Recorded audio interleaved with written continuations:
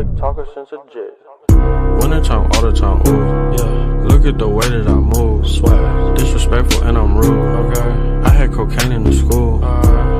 Hello guys and welcome to part 2 to What If Tanjuro Was a Player from Solo Leveling. Now as you can see, I've changed the thumbnail up slightly and whatnot due to someone in my Discord server suggesting it. They apparently liked the manga mashup background, so I used that. I also picked a better picture, and I also cleaned up the actual What If Tanjuro Was a Player. So the person that said they liked the style better, you know who you are, cough cough sab, shout out to you. But speaking of my Discord server, it is linked in the description below, go join that if you would like. As you've seen, you can personally talk to me and get early looks at what ifs I might be dropping soon. I want to say I'm kind of active in it. I try to drop in every now and then and talk to people and drop updates. But yeah, Discord is linked in the description below. Now once you get done with this, and if you like this part and you want this series to continue, make sure you will like the video and tell me in the comments below, because that is actually really important. Because if this series is not getting enough support, that will show me that I don't need to continue it and I will drop it. Because the last video, last time I checked, got like around 70 something views but only 12 likes.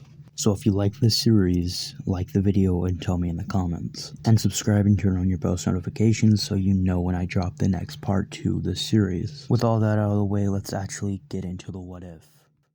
The last place I left off, Tanjiro left with Nezuko in the directions that Giyu Tomioka gave him. These directions were to find his master, Orokodaki, the former water Ashura.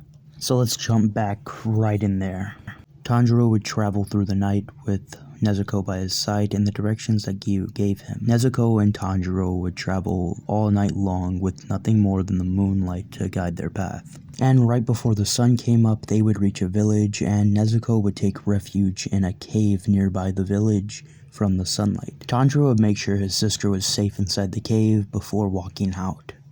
And while he was standing in front of the cave thinking of a way how he could possibly travel during the day, the screen would pop up again, and on the screen it would say Daily Quest. This was the same quest that he was given yesterday, but he ignored it. Tanjiro would gulp as he remembered what happened last time he ignored this quest. But he would shake the thought away and he would scroll down and it would say 100 push-ups, 100 sit-ups, and a 10-kilometer run. Tanjiro wasn't really used to doing this type of exercises, but he knew what they were. They were basic exercises to lose body fat and train one's muscles. So with no hesitation, he would drop to the ground and start doing push-ups, because he did not want to be chased through some desert place for 4 hours straight by some big-ass monster. It would take him around 5 minutes, but he would eventually get all 100 of them done. He would sit down on the ground, panting for air, since he was very tired, since once again he was not used to doing this type of stuff. He would sit there for a couple of minutes before getting into a new position and start doing his sit-ups. This would take him another 5 to around 8 minutes. After that, he'd be laying on his back and he'd be drenched in his own sweat. But Tanjiro knew he needed to continue, because if he didn't get this done now, there would be hell to pay later. So he would lay there for a couple more minutes before getting up, and he would start to run around the entire village. But as he was running, the villagers would look at him like he was stupid and wonder what he was doing. But Tanjiro would continue to run, and he would do this for about 2.5 to 3 hours. Since 10 kilometers converted into miles is about 6.2 miles, I think. He would take many breaks, but eventually he would get it done. And around this time, it was midday. But as he got done running his 10 kilometers, the screen would pop up and it would say, "You have successfully completed your quest." But after Tanjiro got done reading that, he would get 1 free level. And along with that would come 4 stat points. But suddenly, something else would pop up on the screen. And it would say, "Please pick one out of these 3 things you would like to receive." And the 3 things would list off status recovery, 4 free stat points, or a mystery box. But right beside status recovery, it would have a definition. The definition read off, "The status recovery gets rid of all strain and fatigue on the body. It completely and utterly restores all energy and health. It restores the player's physical body back to perfect condition." So Tanjiro basically collapsed on the ground, dying of exhaustion from running 6.2 miles, doing 100 push-ups and sit-ups, would immediately pick the status recovery without hesitation. After Tanjiro picked the status recovery, the screen with all the rewards on it would close off and it would send Tanjiro to his stats. After that, Tanjiro's sweat would vanish and he would no longer be out of breath, and he'd be able to stand up with ease. And he would immediately put his 4 new stat points into strength, because he's under the impression that he needs to be as strong as possible, but soon he will learn he needs other qualities as well. But while Tanjiro was walking back to the cave where his sister was, he would see something sitting by the garden. It would be a basket. Tanjiro would ask the man nearby if he was still using it, and the man would say no. So Tanjiro would take it and go back to the cave where his sister was. There he would find Nezuko sitting in a hole that she dug to stay extra far away from the sun. He would show her the basket and tell her to try to get in. This way they could move during the daytime. She would try, but she was a bit too big. She would continue trying until her body would shrink into a small child, and she could fully fit inside the basket. Tanjiro would put the basket on his back and he would walk outside the cave, and he would continue on his journey. Now he could move during day and night. Let's get a stat check on Tanjiro. Name, Tanjiro Kamado. Level 2. Job, none. Title, none. Strength, 18. Agility, 10. And I think I made his sense 15, but I'm going to bump that down by 1 point and make it 14, because I want to make things, even and whatnot. Intelligence, 14, once again. Futility, 0. Now Tanjiro would continue on his journey with his sister for about 3 more days.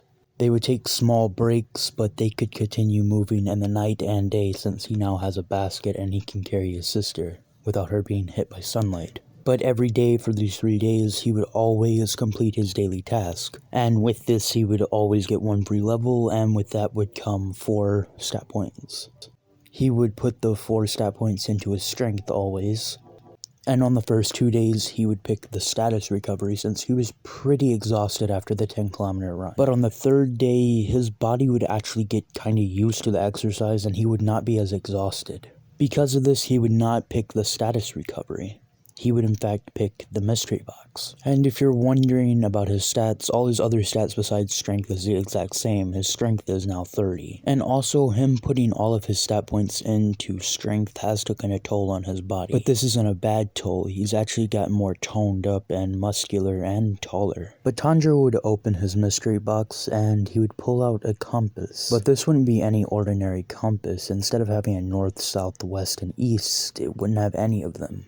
It would only have one singular red needle, and it would be pointing in a particular direction. Tanjiro could turn around or turn the compass around, but it would point in the same direction, meaning this compass was not being controlled by the magnetic pull. And oddly enough, the needle was pointing in the direction that Tanjiro needed to go to Orochidaki's.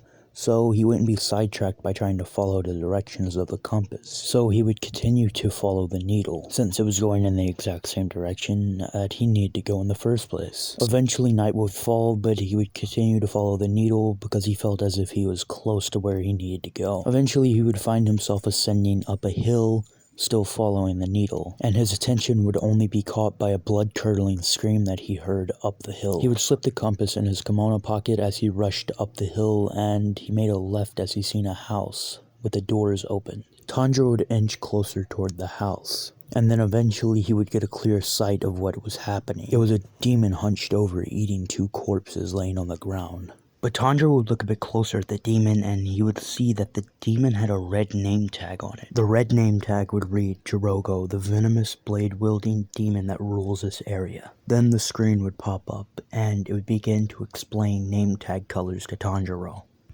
If the monster had a green name tag, then you were most definitely going to kill it without any trouble. If it had a yellow name tag, it might be a little difficult to kill, but you would most definitely kill it.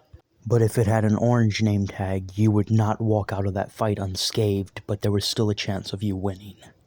But if the thing that you were about to fight had a red name tag, just like the demon in front of Tanjiro right now, there is a very low percent chance of you winning that fight. And if you do perhaps join that fight, you will be walking out of that fight with extremely life-threatening injuries. After Tanjiro got done reading this, he would feel something shaking in his pocket. He would pull it out and it would be the compass. And this time, the needle on the compass would actually change course and it would be pointing at the demon in front of Tanjiro right now. It would begin to shake even more violently until shattering.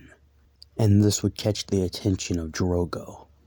His blood-red eyes would begin to peer over his shoulder as he stared at Tanjiro. Tanjiro would take on a much more serious look as he took the basket off his back and gently put it behind him. Right after Tanjiro got done doing that, Drogo would disappear out of his line of sight and would appear right beside him. Drogo would carelessly swipe at Tanjiro, not thinking he was anything special. Tanjiro's eyes would adapt to a more blue color and he would dodge this, but just slightly. But Drogo would be very confused because this kid wasn't wearing Demon Slayer attire. He didn't even have a katana on him, meaning he wasn't a Demon Slayer and he definitely wasn't a demon. So how the hell was he able to? And before he could even finish his thought, Tanjiro would punch him in his stomach. This would make him cough up blood and would send him flying back into a tree. But after Tanjiro punched him, he would begin to blitz towards the tree because he did not want to give this demon any time to breathe. He was far too strong and he could get the upper hand way too fast. Drogo would wipe some blood away from his mouth before looking up and seeing Tanjiro right above him but to punch him again. He would quickly move out of the way, but Tanjiro's fist would still graze him. Tanjiro would quickly recover himself after missing his punch and jump back. Drogo would look up at the sky and he would say, "The sun's coming up in a minute or two, I better end this fast." He would then clench his fist and a blade would sprout from his forearm. The blade would have a black interior while the actual blade, the exterior, would be silver. Drogo would then rush toward Tanjiro, trying to kill him as fast as possible so he could get out of there. Drogo would begin to swing at Tanjiro and Tanjiro would actually dodge most of these slashes pretty okay, but he would get sliced on the cheek once. After that, he would jump back trying to make distance between himself and Drogo.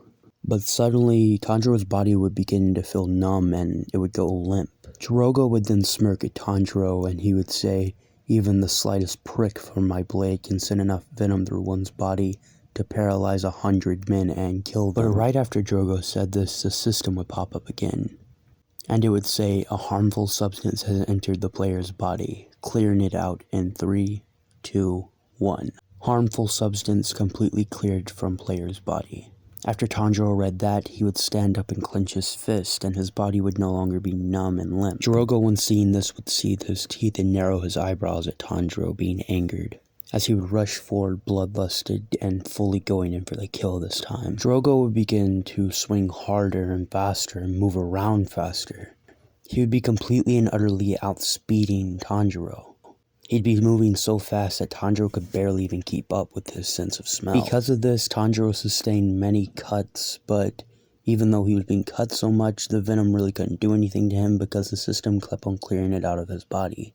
But that didn't stop Tanjiro from receiving injuries, but luckily he was able to fend off a little bit, so he didn't sustain too bad injuries. They were mainly just flesh wounds. But right when Tanjiro dropped his defenses just a little, Drogo stabbed his blade into Tanjiro's shoulder. Tanjiro would grit his teeth in pain, but the grit of Tanjiro's teeth would turn into a slight smirk as he would grab Drogo by his wrist, not allowing him to pull his blade out. Tanjiro would then punch Drogo in his face. This would send him pummeling to the ground, and just seconds later the sun would come up. As Tanjiro would tell Drogo he ran out of time, and then the sun would fully emerge, disintegrating Drogo. Tanjiro would get 5 additional levels from this, and he would also get a boss drop. But he was gonna worry about that stuff a little bit later. He needed to get help soon. He lost a lot of blood. He stumbled back over to Nezuko's basket as he picked it up and lugged it over his back. As he began to start walking away, he would draw a sharp breath and he would fall to the ground. His vision would get very blurry, but right before he blacked out, he would see a man standing over him wearing a blue kimono with white clouds. He would also be wearing a red mask. This would obviously be Orokodaki. And that is where I'm going to be cutting this part. If you want another part, then make sure you hit the like button and tell me in the comments. Also subscribe and turn on post notifications so you know when I drop the next part. Discord is linked in the description below, and bye guys.